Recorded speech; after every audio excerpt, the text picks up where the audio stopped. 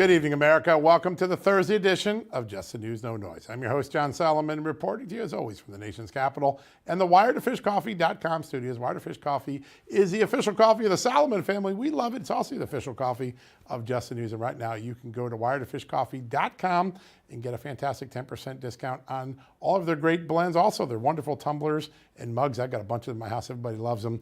All you got to do, use the promo code JustNews at checkout. You get that incredible discount. All right. It's day 3 of an extraordinary inferno in Los Angeles. More questions than answers about what has happened. And I want to bring in my amazing co-host, back right in immediately. Amanda Head has been on the front lines of this fire. She's experienced it in real time. Amanda, what's today's been like? Has there been any improvement since last night?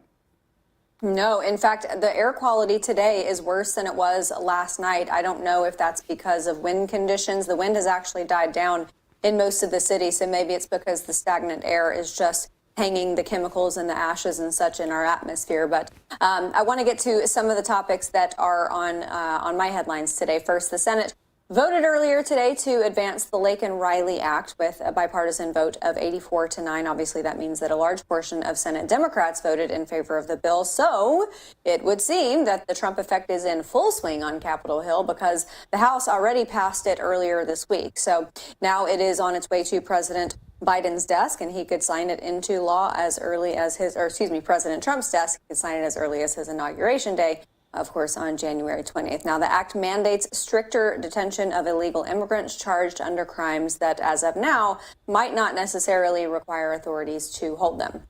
Moving on now to President Jimmy Carter, whose state funeral was held earlier today in Washington to commemorate his legacy, including his humanitarian work across the globe. But President Carter wasn't the only topic of conversation because President Trump, Vice President Harris, and President Obama were all in attendance, right in a little cluster together. And as you can see here on your screen right now, the video was the subject of a lot of talk online and on social media as Kamala Harris turned around to see Presidents Obama and Trump speaking together. And there was also this video of President Trump making President Obama laugh. And I really wish I could be a fly on the wall and know exactly what they were joking about. But the bigger observation is this. It really doesn't seem like President Obama is that worried about democracy ending as a result of President Trump winning the election, does it? All right. And let me just get to one more thing about the fires here where I am in Los Angeles. Governor Gavin Newsom was confronted by an angry resident wondering what President Biden and Governor Newsom are doing to help the victims of the fire. And you are not going to believe his answer. Watch this. Governor, you got a second? Governor, I live here, Governor. That was my daughter's school, Governor. Please tell me what you're going to do. I'm not going to hurt him, I promise. I'm literally talking to the president right now to specifically answer the question of what we can do for you and your daughter. Can I hear it? Can I hear your call? Because I don't believe it. I'm sorry. There's literally, I've tried 5 times. That's why I'm walking around to make the call. Why is the president not taking your call?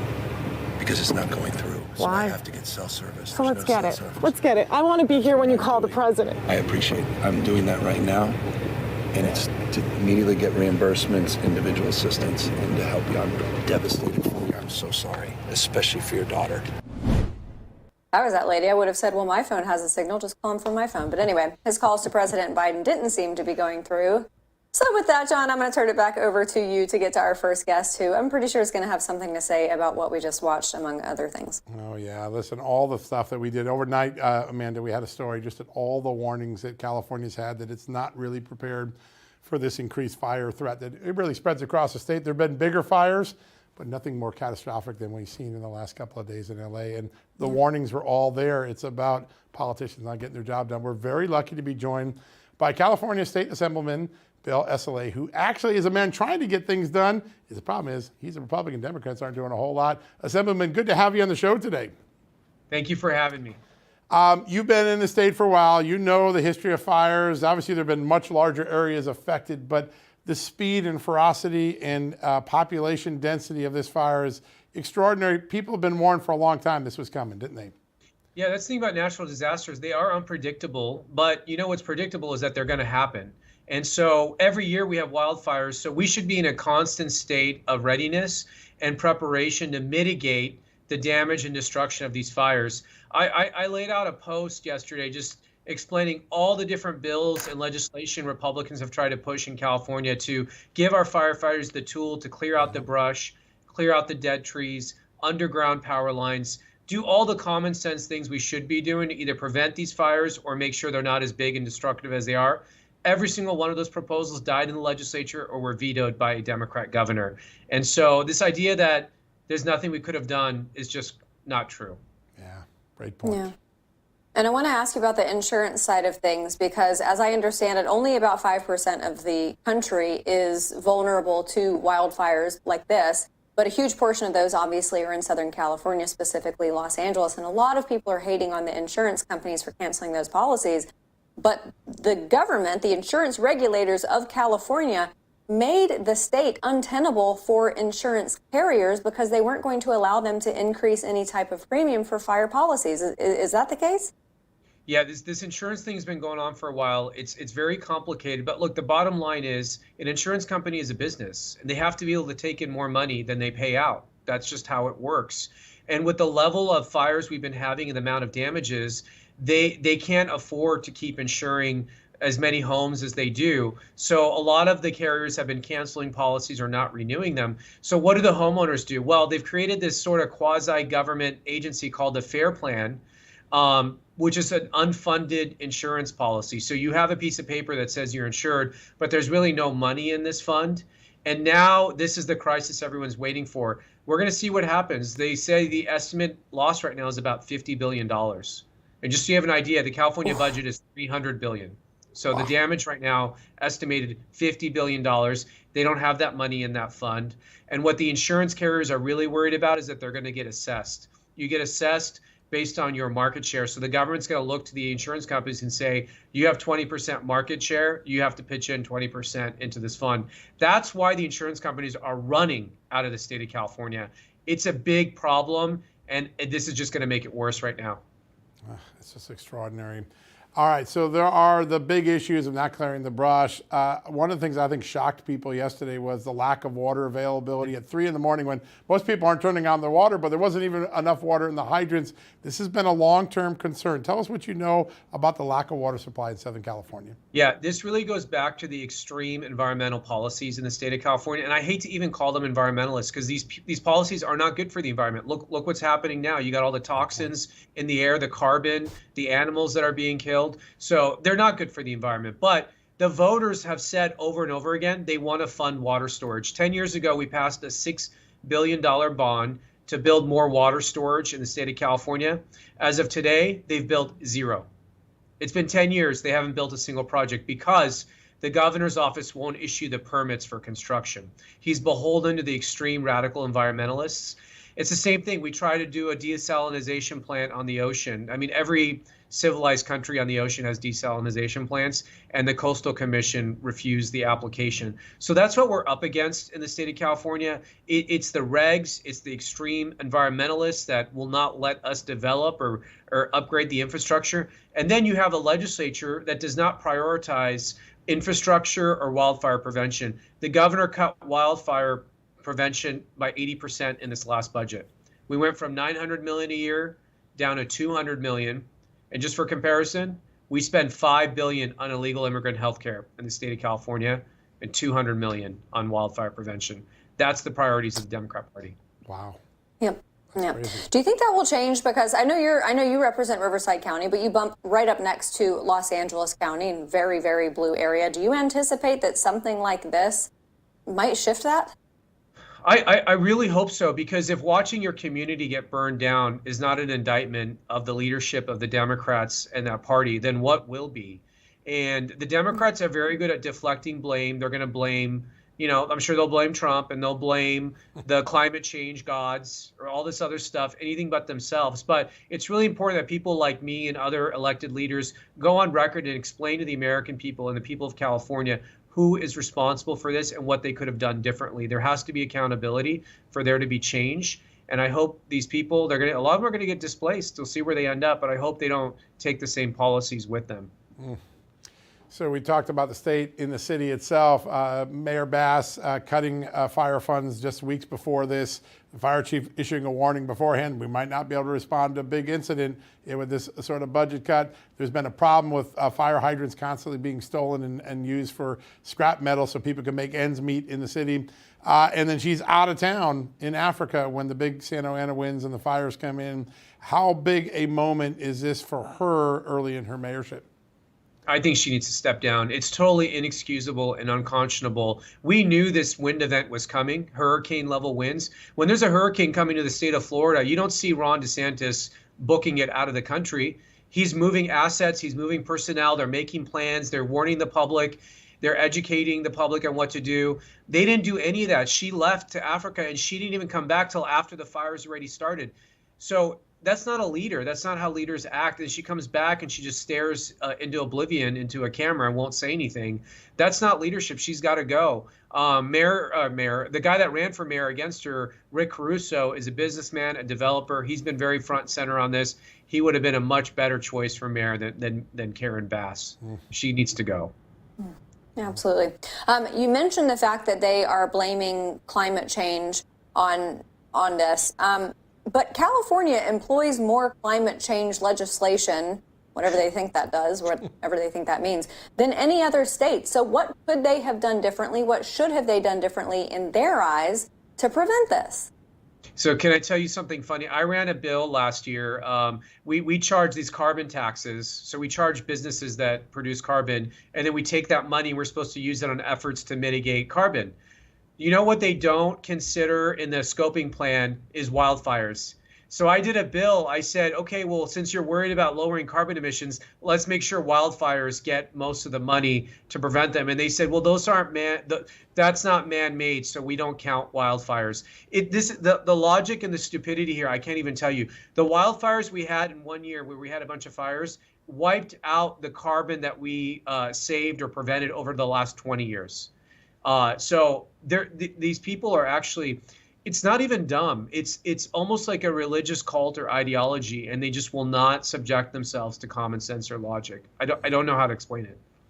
Is this a moment where Republicans can take offense at a state where they've been making good gains the last few years? That's a really important thing. But is this a moment where people say, we just got to try something different. We're done with the Democrat cult?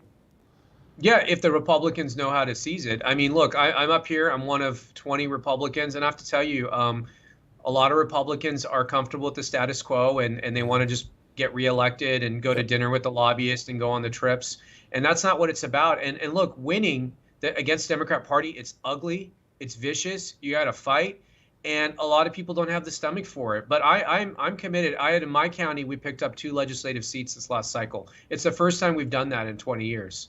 And we're hitting hard on parental rights. We're hitting hard on with blue collar workers. We need to go to these constituents that Republicans aren't used to and they're not accustomed to speaking to and talking to them. And they got to start ignoring the establishment class and the establishment consultants who give nothing but terrible advice. I've dubbed them professional losers. A lot of times when I talk to people in the conservative movement, they say all common sense is dead in California. You proved them wrong tonight, Assemblyman. You've got a great dose of it. We need to get more of it throughout that state. What a great honor to have you on the show today. Thanks for joining us. Thank you. Anytime. Yeah, it was great. What a great interview. Wow. Oh, got so many things to think about. Just think about the statistics he just rolled off. That is extraordinary. All right. Coming up, the state of New York seems determined to carry out President-elect Trump's sentencing. Will a late decision by the Supreme Court possibly stop it? We'll discuss that next, right after these messages.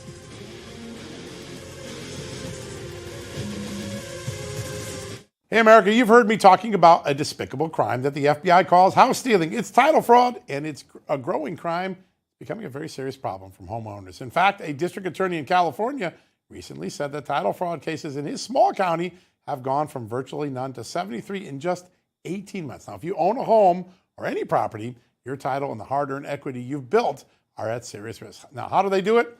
With just one document, a forged signature, and a phony notary stamp, a bad guy can take legal ownership of your home and take out loans against it. Just like that, poof, your biggest asset could be gone, and it can happen without you even knowing. But there's a way to help stop them. I trust our friends at Home Title Lock to protect my home. They've got a special offer for you all to make sure you're not already a victim of this terrible crime. Sign up today using the promo code JUSTNEWS at HometitleLock.com, and you'll get a free title history report and a 30-day free trial of their exclusive triple lock protection, giving you 24/7 monitoring, urgent alerts, and the best part, if God forbid fraud does ever happen, Home Title Lock's U.S.-based team works fast to restore your home at no additional cost to you. That's HometitleLock.com, promo code JUSTNEWS to protect your home, your equity, and get a peace of mind. Go do it today.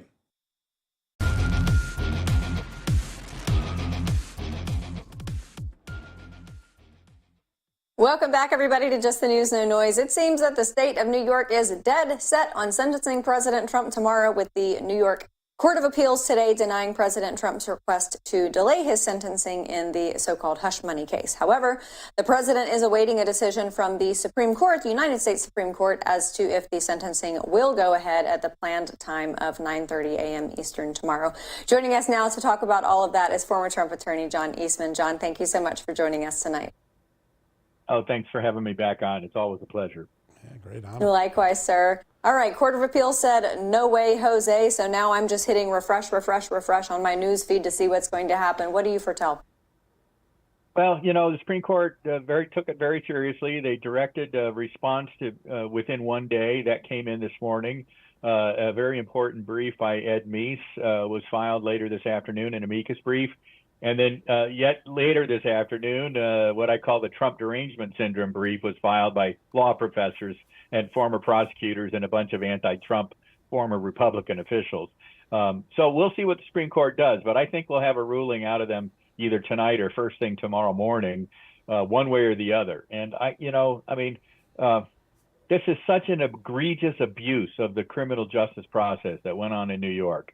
I mean, the number of reversible errors committed in that courtroom in a case that should never have been brought, that was clearly orchestrated out of the Biden administration's Department of Justice, who sent one of their top Justice Department officials to work with Alvin Bragg on their case. This was lawfare on steroids. They turned a normal business recording misdemeanor at best into felonies, and they couldn't even identify what the underlying crimes were that converted it to a felony. I've never seen a case as egregious as this. And believe me, over the last 4 years, there have been a lot of them. And hopefully the Supreme Court will put a stop to it. Yeah, you mentioned Attorney General Meese's brief, and he has played a very important role in a couple of big developments in last year. He was one of the first people to argue that Jack Smith's appointment wasn't constitutional. Talk a little bit about what he argued today, because I do think he has the sort of stature to catch the attention of the justices on his argument. Well, his argument was basically there are lots of grounds for appeal. You're talking about a guy that's been elected president of the United States with serious statutory authority and duties during the transition period to make sure that we're not starting from scratch on January 20th with the transfer of executive power. And this sentencing is designed to try to not only interfere with that process, but really undermine the president's credibility on the international stage. It's not just President Trump. It's the American people, the results of the last election, and our stature in the world that's at stake here. And, you know, you've got this renegade prosecutor bound, dead, and determined. I mean, you know, the judge has already said, I'm not going to sentence him to jail or impose any conditions on him, because that would be struck down immediately. So what's the point?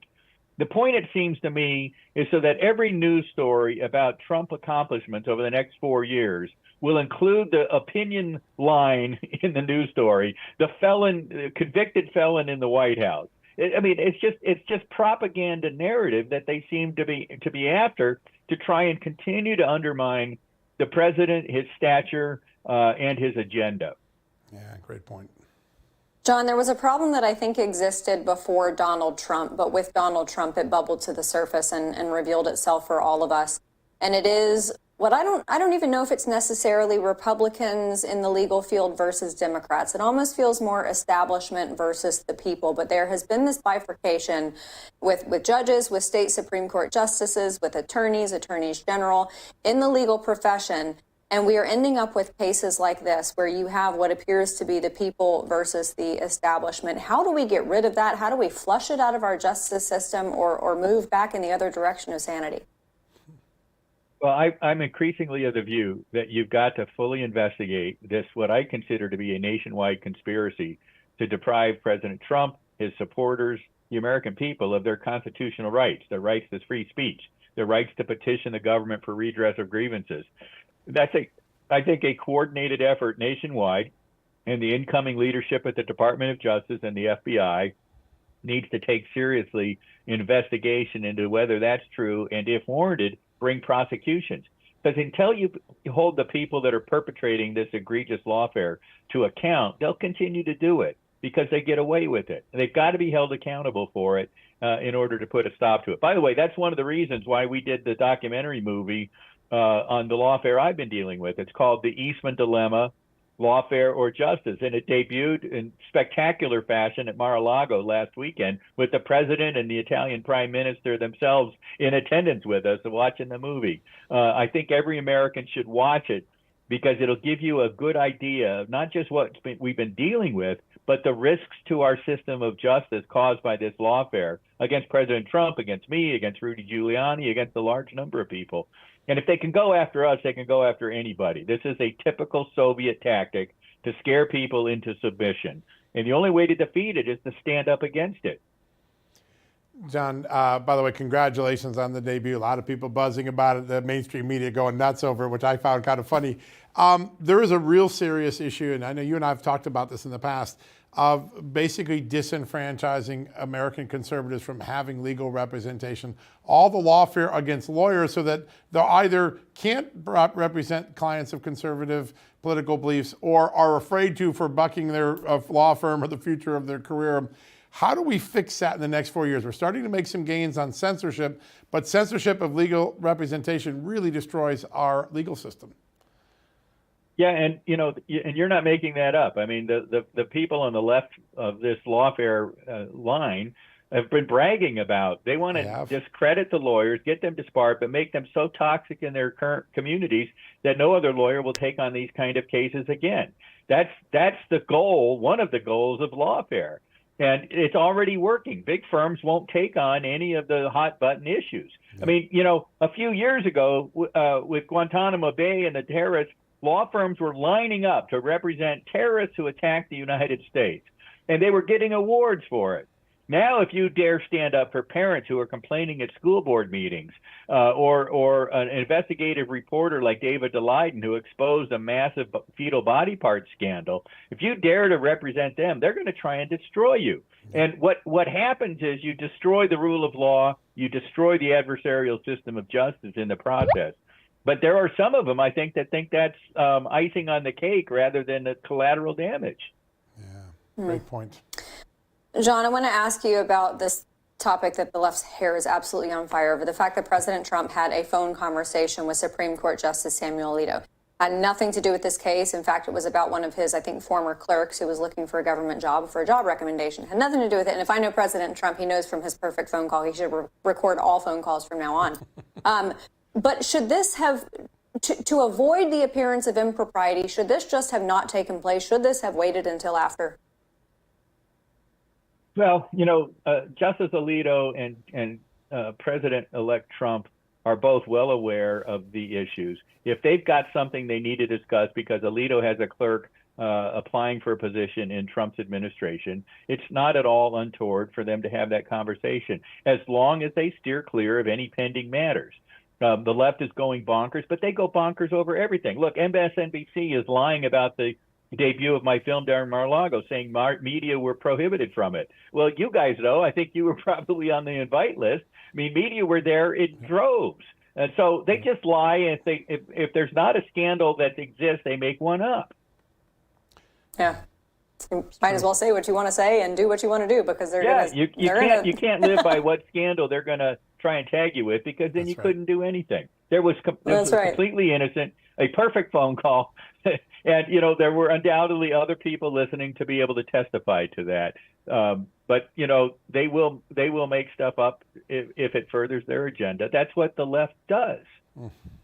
So That's frustrating. right. John, tell everybody where they can find the film, The Eastman Dilemma. MadisonMediaFund.org. It's available for free streaming for a limited time until it goes live on one of the paid platforms. So take a look at it now. MadisonMediaFund.org. Get your friends and get your family, watch it, have popcorn, enjoy it. But it's a very important film with a very important message. I hope people will take it to heart.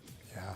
Absolutely. And a very important story. John Eastman, thank you so much for joining us tonight, sir. We'll have you back on soon. Yeah, great to have All you right. on. Thank you. Thank you, sir. Absolutely. All right, everybody, we're going to take a quick break and air a few commercials so we can pay a few bills. We'll be back on the other side.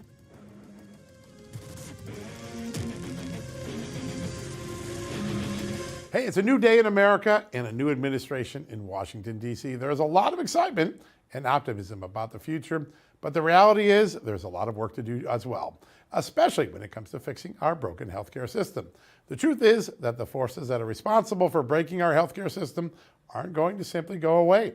The challenges our system faces won't disappear overnight. Now more than ever, you need to be prepared. That's where the Wellness Company comes in. Their doctors are medical professionals that you can trust, and their line of prescription medical kits are the gold standard when it comes to keeping you safe and healthy, as well as your family. Whether it's the medical emergency kit, the contagion kit, the first aid kit, or the travel kit, these prescription kits contain an assortment of life-saving medications and guidebooks to assist in the proper use of these medications. From the flu to strep throat, from COVID to the bird flu, from a trip to the beach to a trip overseas, the Wellness Company has a prescription kit designed to keep you and your family safe. Make America healthy again. Start at home. Do your part and protect the health of you and your family. Go to twc.health/justnews today and order. That's twc.health/justnews and use the promo code JUSTNEWS to save 10% off.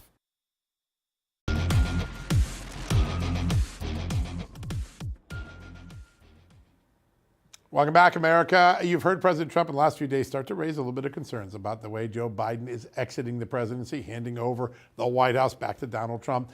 Some of that involves some of the executive orders and decisions that Joe Biden has been making on the way out the door, including taking offshore oil and gas drilling off the table for the next president. A lot of Americans have the question, can that be reversed? Our next expert, I think, can tell us the answer. She is a fellow for energy policy at Americans for Prosperity, Faith Burns. Faith, great to have you on the show. Thank you. Glad to be on your show.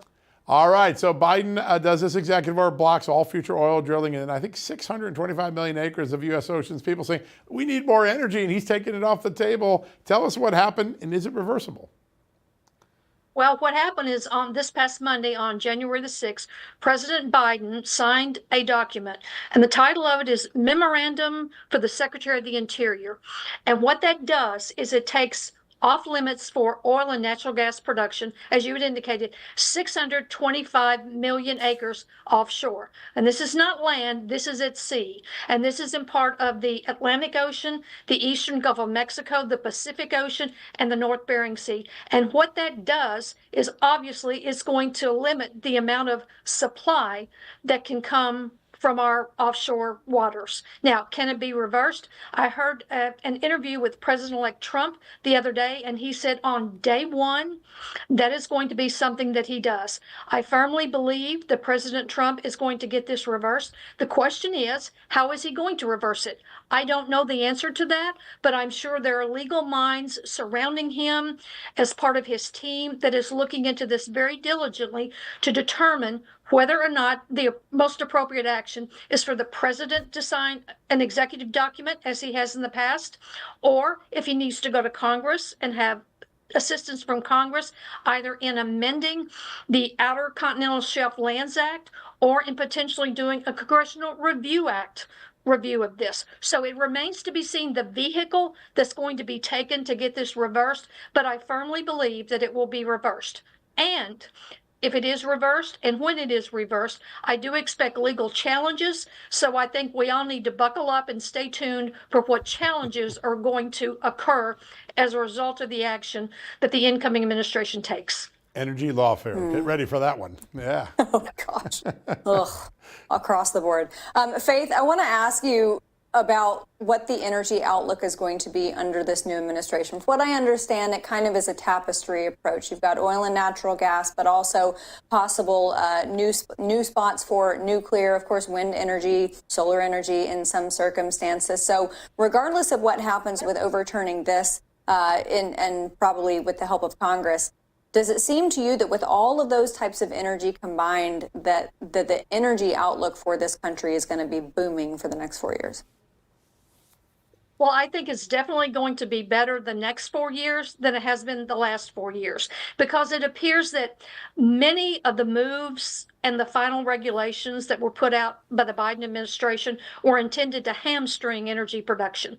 And if we want a strong economy, if we want a strong country with good security, then we need to have abundant energy. And you don't do that by placing stringent environmental regulations on the producers of our energy, which is what the Biden administration has done. And the production of oil and natural gas and all of our energy sources directly impacts our electricity and the electric grid, because we have to have energy to supply and power our homes, our businesses, our places of worship, and everything in the economy. So the energy cascade, if you will, flows through a number of different segments and a number of different sectors, and it is vital that we have stable and abundant energy production in this country. Yeah, so important. I think a lot of people look at Joe Biden and say, well, listen, it's just this battle over green energy versus regular energy. But the truth of the matter is we're in a national security battle with China, with the AI race ahead of us. And our demand is going to go up exponentially. It isn't like we're going to go up a little bit. We're going up exponentially. How important is it that the supply issues get addressed quickly? And also maybe NEPA reform being a key accelerant, because a lot of the regulators can stall these things for decades. What's the key to getting us caught up on the AI front, which I think may be the biggest energy battle of all? You're exactly right, because I live in Northern Virginia right now, and as a lot of folks know, Northern Virginia is the data center capital of the world. And the increased demand for energy that comes from data centers, not only here, but all across the country, is increasing. So we have to have a lot of energy put onto our grid. And you're exactly right in the NEPA reform. The NEPA reform, NEPA is the National Environmental Policy Act. And that is basically an environmental statute that a lot of people think tends to slow down and gum up the permitting process, which is accurate.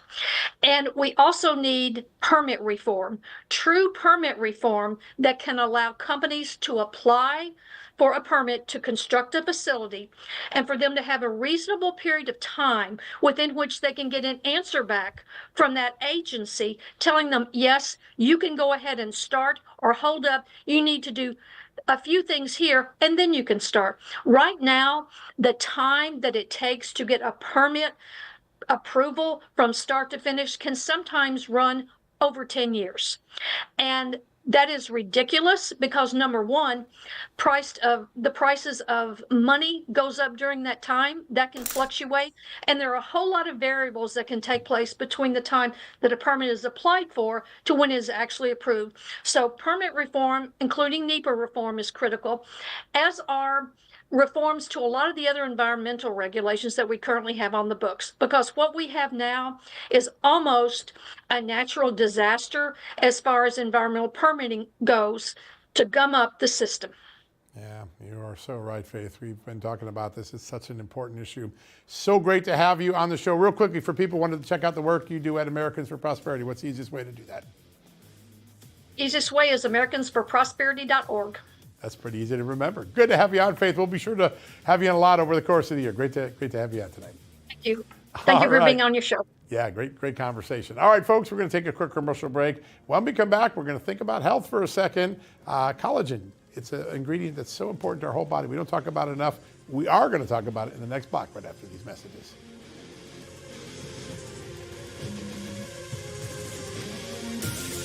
Hey folks, the new year is here, and if you're looking to feel your best in 2025, you have to check out Pure Health Research. They have 45 premium health supplements designed to help with almost every wellness goal you have. Whether it's boosting your energy, trimming belly fat, supporting healthy blood, sugar, or even reducing swelling, Pure Health Research has you covered. Each formula is crafted with natural, non-GMO ingredients backed by clinical research and made right here in the United States of America.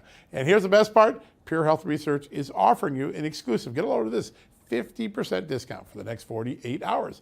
Just go to purehealthresearch.com and use the coupon code JUSTNEWS at checkout. With their 365-day money-back guarantee, there's zero risk in trying something new, so why wait? Head over to purehealthresearch.com right now and explore their amazing 45-day supplements and save 50% before this deal ends with the coupon code JUSTNEWS. Don't miss this chance to start the new year feeling your best.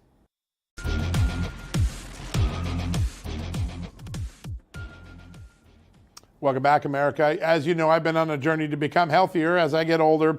It's been a fun 2-year journey, and a part of it is just learning about things I didn't know about my body. One of those things is we all have a need for collagen in our body. A lot of times you hear the word collagen, you think, well, that's the thing that fancy Hollywood stars take before the big awards dinners to make themselves look good. Yeah, that's true. But our body processes collagen, and it's essential to large parts of our health, not just looking pretty for a Hollywood dinner. Joining us right now, a medical expert on the front lines of helping Americans understand and benefit from collagen. He is the founder and chief culture officer, I love that title, at Native Path, one of our partners here at Just the News in Real America's Voice, Dr. Chad Walding. Doctor, good to have you on the show. Hey, John. Hi, Amanda. Thank you so much for having me. It's good to be here. It is great to have you on the show. I want to, before we get into collagen and the important role it plays in the body, which is something I've learned a lot about, tell us a little bit about how you got on this mission to make Americans healthier with collagen and Native Path products.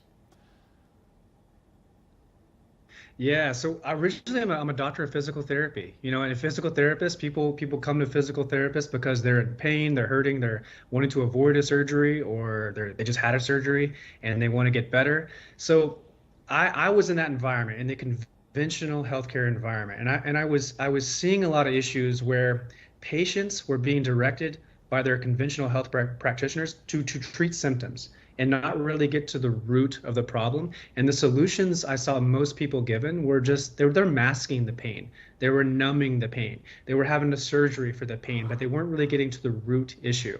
So I started researching this, right? And I was looking at what is going on in the past 100 years. And I was so surprised to find out that over the past 100 years, despite all our advances in technology, all our medicines, all the crazy, amazing things we're doing in surgery, it's all wonderful. But our health, our actual health, our metabolic health has been declining over the years. And the changes that have happened between the way we eat, the way we move, the way we live really got my attention, right? And the food we eat today, it's drastically different than our grandparents ate 100 years ago. It's much less nutritious, it's much more toxic, you know, and this really got me looking at a lot of things, and it got me investigating like, what were our ancestors doing that was making them so healthy, and what are we doing wrong in our modern day that's making us so sick and in so much pain. So that's really the foundation of what got me on my own journey, and ultimately what started Native Path. Pretty interesting. Yeah. And there's a really beautiful philosophy behind Native Path that I read about when I started using your collagen products. Can you tell our audience what does it mean to get on the path? Getting on the path means doing things that you're designed for, that your body is designed for. It means eating whole, real foods. We have five principles, 5 pillars of being on the path that we refer to. So one is whole, real food. You know, prioritizing protein, eating good quality fats, getting rid of the sugars, getting rid of the fake refined processed foods. Getting on the path also means staying hydrated, you know, drinking good, clean, healthy water with good essential minerals in there. Getting on the path means sleeping well, you know, going to bed at a good time, getting good rest, getting your body, your actual cycle, your daytime and nighttime hormones aligned with the sun. And getting on the path also means getting good sun. You know, the sun is so important for our energy and our immune system, our overall well-being. And lastly, getting on the path means moving your body, right? Movement throughout the day, moving in ways that your body's designed to move, squatting, pushing, pulling, carrying things, breathing, things that make us strong, right? These are the things that are going to help us live vibrantly and live healthy. Yeah, amazing. So there's this chemical in our body, and it sort of got socialized in the Hollywood world as the look pretty opportunity. But at the end of the day, collagen is essential to almost every aspect of our body, whether it's our joints, our weight, health. Tell us a little bit about the role collagen plays and why it's way more expansive than just looking good for a Hollywood award show. That's right. Yeah. So collagen is what makes up our body, right? When we're looking at each other right now, we're actually looking at collagen, our skin, our hairs, our nails, our even inside our body, our intestinal lining, our heart, the fascia, all of our body, the bones that keep us upright, all of it is made up of collagen, right? It's one of the most important building blocks that we can have for the structure of our body. And going back to this gap, this difference between the way our ancestors were eating and the way we're eating now. You know, our ancestors got plenty of collagen naturally in their diet because they would eat whole real food, but they would eat nose to tail. When they cooked an animal, they would take the bones of that animal, put it in a hot boiling water, make a broth. They would make soups. It was a natural part of our diet, right? And in the modern world, we're not getting near enough collagen because our food is dehydrated, it's fake, it's processed, it's very low in good quality protein, right? So that's one issue we're facing. The other issue we're facing is our body does produce collagen naturally, but around the age of 20, 25, it starts to decline in its natural production, and it really dips off around the age of 50 to 55, right? So that's when we start to see a lot of accelerated aging in our culture because of this deficiency in collagen. So we know when we start bringing it back, we hear from our customers all the time, when they start supplementing with collagen, when they bring it back in their diet, when they take it consistently, they start seeing less pain. They start moving around a little better. The wrinkles start to go away. The hair starts coming back. The nails start growing back because they're getting one of the most important nutrients they can get in their body to give it what it needs to be healthy and happy, right? So it's a foundational thing. Yeah, it absolutely is. I want to ask you, I have noticed a particular difference when I'm working out. Unfortunately, I don't really get sports injuries or pain associated with working out, but there's this one squat that I do that the inside of my left knee used to tweak on. It no longer does that. So for people who are out there, they're active and they're really wanting to improve the experience that they are trying to get themselves healthy. This helps with that because it helps with the pain. Exactly. And what it does is it helps rebuild the actual tissue for the knee. So in the knee, you have your femur, you have your tibia. In between that, you have a cushion called a meniscus, right? So a lot of people have damaged meniscus over time because of a collagen deficiency. When you consume collagen, right, it doesn't go to like random areas all over your body. It specifically goes to the areas that are damaged. There's an intelligence behind collagen. They call it a magical molecule. It goes to that area in your knee that's been damaged, and it starts to give it the actual structure, the stuff, the building blocks of what it needs to start repairing itself, right? So then the meniscus gets stronger, and people just like you will have they'll say like, I used to have this pain and now I don't. I was taking collagen, like what's going on? That's what's happening. It's the repairability that collagen has behind it. And it doesn't just do that in the knee, in any area where you're having issues, right? Whether it's bone or gut health or something going on with your nails, the collagen goes specifically to those areas and helps repair it. It's amazing. All right, we got about a minute left. You've set up this incredible, great website for us, getnativepath.com/justnews. When one of our viewers goes there, tell them what some of the products that they're going to encounter and how they could make a difference in their life. Well, so all of our products, collagen's one of them, but we have, I think, over 40 products now. The idea behind our products is to fill in the gaps, right? We're looking at what's missing in our modern diets, and we want to give you the vitamins, the minerals to fill in the gaps and help you become a vibrant, healthy, energetic human being. So there's things for hydration. We have a great Native Hydrate product I really encourage people to look at. Hydration's a big thing. Krill oil is something that we feel is far superior to regular omega-3s and fish oil to decrease inflammation. Those things right there are going to be a huge quantum leap in helping you feel better. But go ahead and look around at everything. I mean, we have creamers, we have granola, we have all kinds of wonderful things to really, like as we say, help you get on the path and support you in living a healthier, happier lifestyle. I love it. And I love the fact that you've helped educate us so much. It's one of the first ways of getting healthy, just getting smart and educated. Processed foods has made a big difference in our culture, and we got to fight some of the effects of that. Doctor, such a great honor to have you on the show. Folks, go check it out. GetNativePath.com/justnews. GetNativePath.com/justnews. www.justnews.com/justnews. Great discounts there, incredible products. Amanda and I are both using them. It's an incredible injection into your health routine. Go check it out today. All right, we're going to take a quick commercial break. When we come back, time to wrap up things for the day.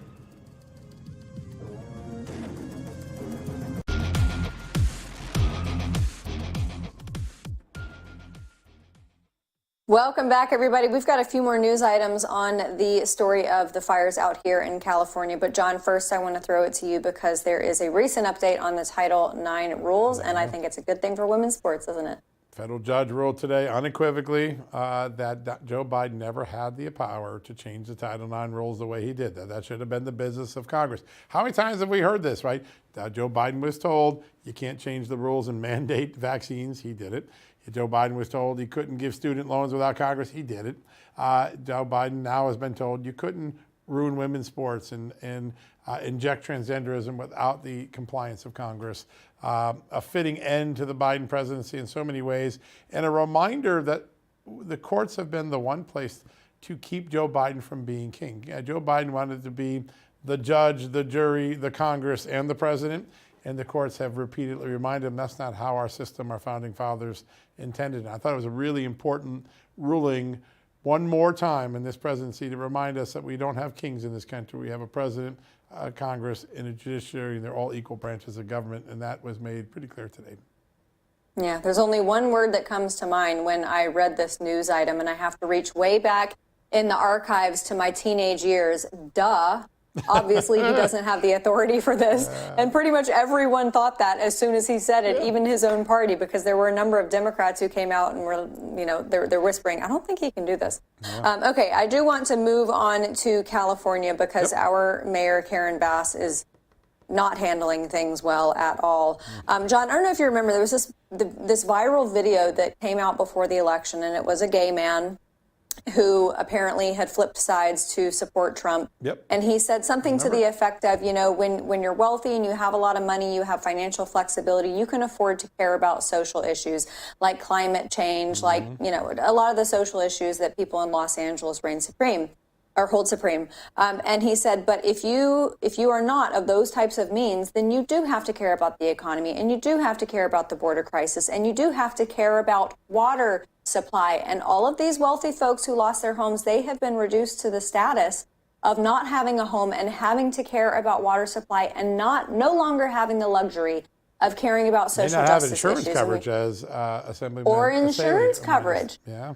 So I think that the Assemblyman was pretty spot on. I do wonder if 2028 is going to be an even larger change for the state. Look, President Trump gained 10 points in this state from 2024 after 2020. So who knows? Anything could happen. A lot of blue states where Republicans are really starting to make gains. Keep an eye on New Jersey in the midterm elections. I think that's going to be an in-one or the off-year election of 2025, one of the few states.